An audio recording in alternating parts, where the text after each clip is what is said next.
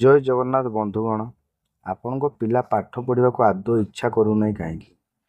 ପାଠ ପଢ଼ିବା ନାଁ ଶୁଣିଲେ ସେ ଜିଦ୍ କରୁଛି କିମ୍ବା ମୋବାଇଲ ମାଗୁଛି। ବହୁତ ବାପା ମା ଅଭିଯୋଗ କରନ୍ତି କି ଆମ ପିଲା ବହୁତ ଚଗଲା, ପଢ଼ା ବହି ଧରିଲେ ତାକୁ ନିଦ ଲାଗୁଛି କିମ୍ବା ସେ ପଢ଼ା ମନେ ରଖିପାରୁନି। ମନେ ରଖନ୍ତୁ, ଏହା କେବଳ ପିଲାର ଦୋଷ ନୁହେଁ। ବେଳେ ବେଳେ ଘରର ବାସ୍ତୁ ଦୋଷ କିମ୍ବା ପିଲାର ଗ୍ରହସ୍ଥିତି ଯୋଗୁଁ ମଧ୍ୟ ଏମିତି ହୋଇଥାଏ। ଆଜିର ଏହି ଭିଡ଼ିଓରେ ମୁଁ ଆପଣଙ୍କୁ ଏମିତି 3ଟି ଅଚୂକ ଶାସ୍ତ୍ରୀୟ ଉପାୟ ଏବଂ ଗୋଟିଏ ଚମତ୍କାର ମନ୍ତ୍ର କହିବି, ଯାହାକୁ କରିବା ପରେ ଆପଣଙ୍କ ପିଲା ନିଜେ ବହି ଧରି ପାଠ ପଢ଼ିବାକୁ ବସିବ। ଶେଷ ଉପାୟଟି ବହୁତ ଗୁରୁତ୍ୱପୂର୍ଣ୍ଣ, ତେଣୁ ଭିଡ଼ିଓକୁ ଆଦୌ ସ୍କିପ୍ ନକରି ଶେଷ ପର୍ଯ୍ୟନ୍ତ ନିଶ୍ଚୟ ଦେଖନ୍ତୁ।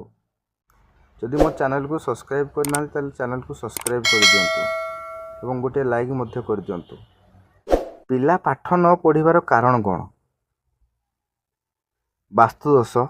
ପିଲାର ପଢ଼ାଘର ଯଦି ଅଧିକ ଅନ୍ଧାରୁଆ ବା ଅସନା ଥାଏ, ତେବେ ପଢ଼ାରେ ମନ ଲାଗେ ନାହିଁ। ଗ୍ରହସ୍ଥିତି।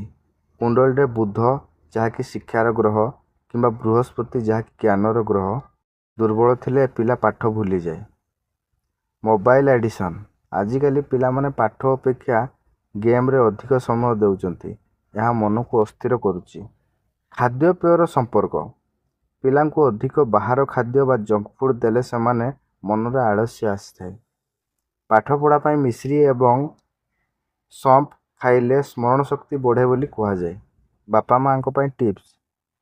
ପିଲା ଉପରେ ଚିଲ୍ଲାନ୍ତୁ ନାହିଁ। ଯଦି ବାପା ମା ନିଜେ ମୋବାଇଲ ଧରି ବସିବେ, ପିଲା କେବେ ପାଠ ପଢ଼ିବ ନାହିଁ। ପିଲା ପଢ଼ିବା ସମୟରେ ତା ପାଖରେ ବସନ୍ତୁ, କିନ୍ତୁ ତାକୁ ଡରାନ୍ତୁ ନାହିଁ। ଜ୍ୟୋତିଷ ପ୍ରତିକାର କ'ଣ ରହିଛି? ମା ସରସ୍ୱତୀଙ୍କ ମନ୍ତ୍ର। ପିଲାକୁ ପ୍ରତିଦିନ ସକାଳେ ଓଂ ଐଂ ସରସ୍ୱତ୍ୟେ ନମଃ, ଓଂ ଐଂ ସରସ୍ୱତ୍ୟେ ନମଃ ମନ୍ତ୍ର 11 ଥର ଜପ କରିବାକୁ କୁହନ୍ତୁ। ପଢ଼ିବା ଦିଗ। ପିଲା ଯେପରି ପୂର୍ବ କିମ୍ବା ଉତ୍ତର ଦିଗକୁ ମୁହଁ କରି ପଢ଼ିବ, ସେଥିପାଇଁ ଉପଦେଶ ଦିଅନ୍ତୁ। ଏହାଦ୍ୱାରା ଏକାଗ୍ରତା ବଢ଼େ। ମୟୂର ଚନ୍ଦ୍ରିକା।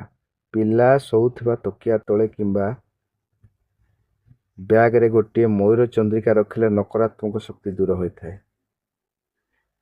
ଘରୋଇ ଟିପ୍ସ। ମୋବାଇଲ ଠାରୁ ଦୂରରେ ରଖନ୍ତୁ।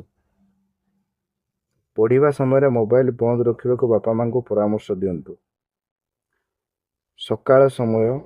ସକାଳ 4ଟାରୁ 6ଟା ମଧ୍ୟରେ ପଢ଼ିଲେ ପାଠ ଶୀଘ୍ର ମନେ ରହିଥାଏ। ତେବେ ବନ୍ଧୁଗଣ, ଆଜି ମୁଁ ଆପଣଙ୍କୁ ଯେଉଁ ଉପାୟ ଏବଂ ମନ୍ତ୍ର ବିଷୟରେ କହିଲି, ତାହାକୁ ଅନ୍ତତଃ 21 ଦିନ ପର୍ଯ୍ୟନ୍ତ ନିଷ୍ଠାର ସହ କରନ୍ତୁ। ମନେ ରଖନ୍ତୁ, ଭଗବାନଙ୍କ ଉପରେ ବିଶ୍ୱାସ ରଖନ୍ତୁ ଏବଂ ସଠିକ୍ ପରିଶ୍ରମ ହିଁ ସଫଳତାର ଚାବିକାଠି। ଆପଣଙ୍କ ପିଲା ନିଶ୍ଚୟ ଭାବରେ ଉନ୍ନତି କରିବ ଏବଂ ଭବିଷ୍ୟତରେ ଜଣେ ଭଲ ମଣିଷ ହେବ। ଯଦି ଆପଣଙ୍କୁ ଆଜିର ଏହି ତଥ୍ୟଟି ଭଲ ଲାଗିଥାଏ, ତେବେ ଭିଡ଼ିଓଟିକୁ ଗୋଟିଏ ଲାଇକ୍ କରନ୍ତୁ। ଆପଣଙ୍କ ପିଲାର ନାଁ କ'ଣ କିମ୍ବା ତା'ର ରାଶି କ'ଣ ଆମକୁ କମେଣ୍ଟ ବକ୍ସରେ ଜଣାନ୍ତୁ, ଯାହାଦ୍ୱାରା ମୁଁ ଆପଣଙ୍କୁ ଆହୁରି ଭଲ ପରାମର୍ଶ ଦେଇପାରିବି। ଏମିତି ଆହୁରି ଅନେକ ଭକ୍ତି ଏବଂ ଜ୍ୟୋତିଷ ସମ୍ବନ୍ଧୀୟ ଭିଡ଼ିଓ ଦେଖିବା ପାଇଁ ଆମ ଚ୍ୟାନେଲକୁ ସବସ୍କ୍ରାଇବ୍ କରନ୍ତୁ। ସମସ୍ତଙ୍କର ମଙ୍ଗଳ ହେଉ। ଜୟ ଜଗନ୍ନାଥ।